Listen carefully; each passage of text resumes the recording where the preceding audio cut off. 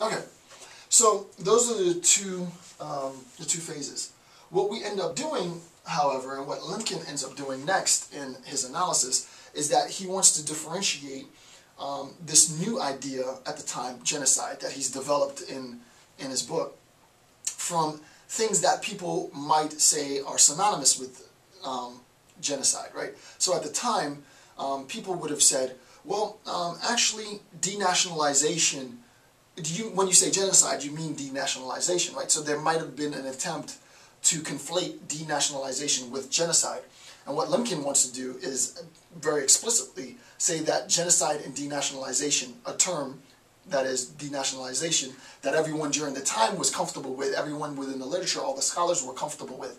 He wants to make it explicitly clear that denationalization and genocide are not interchangeable, right? So what Lemkin is going to say is that denationalization is not synonymous with genocide, right? So for Lemkin, denationalization and genocide are not interchangeable, right? They're two completely different concepts. And what Lemkin does is he gives us three criteria, right? Three problems or three notions why denationalization is not like genocide. So we're going to talk about denationalization. We'll see why denationalization is not like genocide. We'll see that there are some similarities, right? But it's not like genocide in at least three ways. And then that understanding of the difference between denationalization and genocide will give us a broader and even more thorough and even more in-depth understanding of what genocide actually is. Okay. So the first thing that Lemkin says with respect to sort of supporting his claim that denationalization and genocide are not synonymous, he says that denationalization does not connote the destruction of biological structures, right? Denationalization does not connote the willful, the intended destruction of biological structures, right? Denationalization, I'll just abbreviate it D, denationalization does not connote the destruction of biological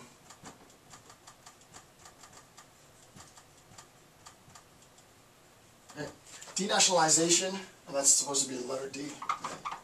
Denationalization does not connote the destruction of biological structures, right? When we're talking about denationalizing a group, right, or denationalizing an individual, we're not talking about destroying the biological structure, right? Denationalization assumes that there's going to be the preservation of the biological structure. All that's happening is that national affiliation is being stripped, right? National affiliation is being taken or being renounced or denounced, right? So that denationalization, in no sense does the idea of denationalizing targeted group members connote the idea of destroying the biology, right? A biological destruction of those individuals that you've targeted, right?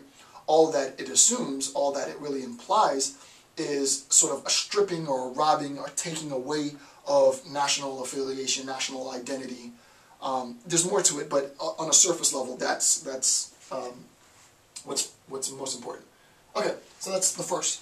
The second distinction between denationalization and genocide, according to Lemkin, Lemkin says denationalization does not connote the imposition of the national pattern of the oppressor. Right? Denationalization does not assume basically the second phase of genocide, right? Denationalization may result in the destruction of the national pattern of the oppressed group, right? So your national pattern might be national affiliation with ideology X, and we destroy that. But that does not assume, according to Lemkin, and it doesn't connote the imposition of the national pattern of the oppressor, right?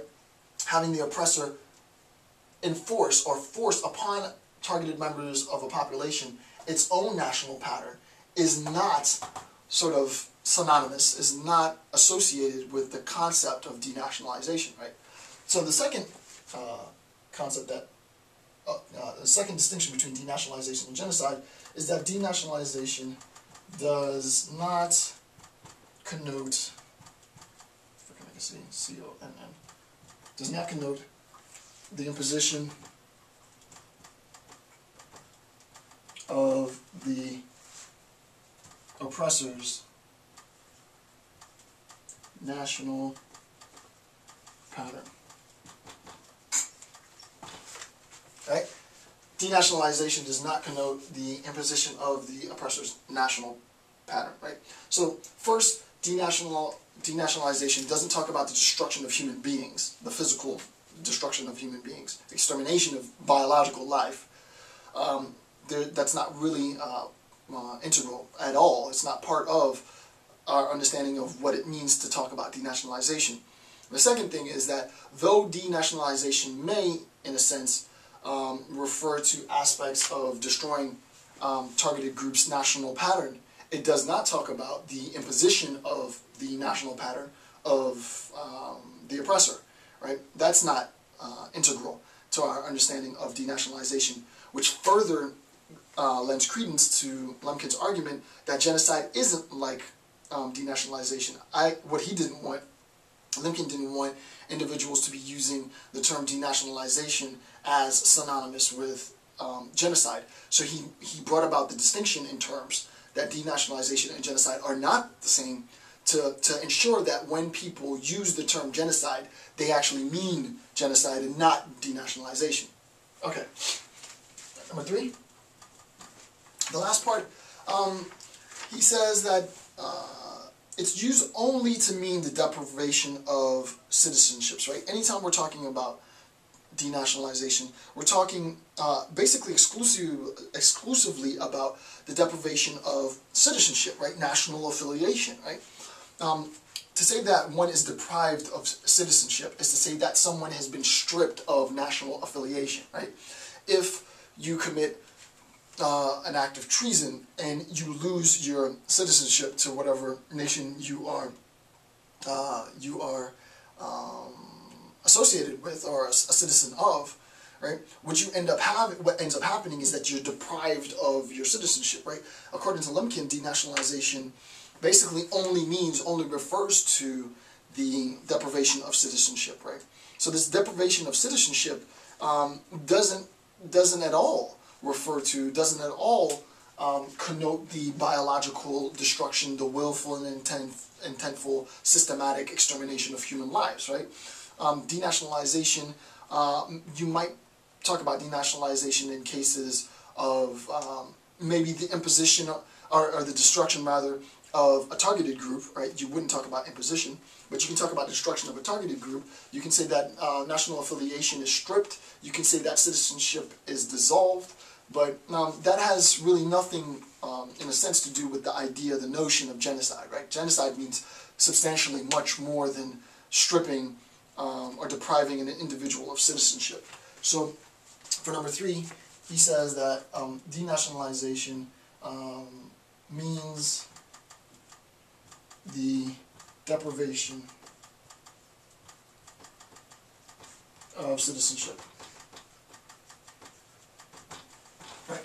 Denationalization means the deprivation of citizenship. And that's not, obviously, the extent of genocide. Genocide is far more than the deprivation of citizenship.